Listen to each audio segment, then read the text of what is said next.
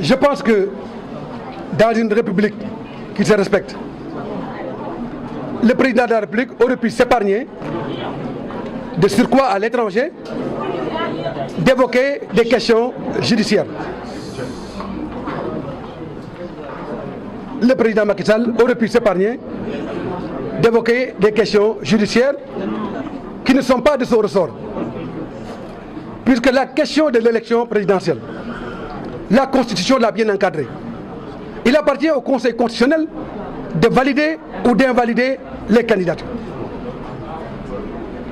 Le président de la République ne peut pas parler d'amnistier Karim Wade, encore moins Khalifa Ababacar Sall, dont le dossier est en cours dans les juridictions compétentes de notre pays.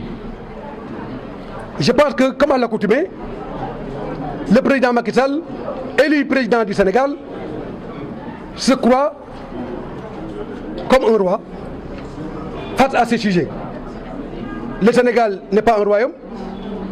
Nous sommes une république où les institutions de la République doivent fonctionner de manière appropriée. Mais cette immixtion de l'exécutif dans le judiciaire est la preuve encore manifeste et suffisante que notre pays n'a pas une justice indépendante. Ce que bien évidemment les patriotes ont toujours dénoncé et ce que nous continuons à dénoncer.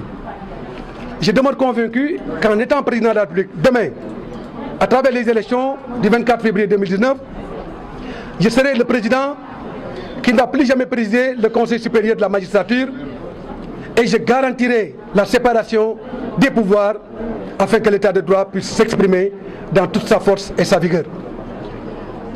En ce qui concerne votre deuxième question, sur les dossiers compromettants, comme vous l'appelez, sur le régime du président Macky Sall, je voudrais dire que je suis un économiste, je suis un financier sur le plan international. Je suis aussi un chef d'entreprise, donc je suis dans le monde des affaires et en tant que tel, j'ai une maîtrise parfaite des rouages de la finance internationale et du banking international. Mais je voudrais demander votre patience, puisque j'ai en préparation 2 ouvrages, dont le premier qui va sortir incessamment traite de ma vision économique et sociale du Sénégal. C'est-à-dire le destin que je veux accomplir pour mon pays à travers des réformes économiques, des réformes sociales, des réformes sociétales, à même de transformer le Sénégal et de le mettre en orbite demain. Ce premier ouvrage va sortir très rapidement. Le deuxième ouvrage est un ouvrage qu'on pourrait appeler brûlot, qui parle des scandales et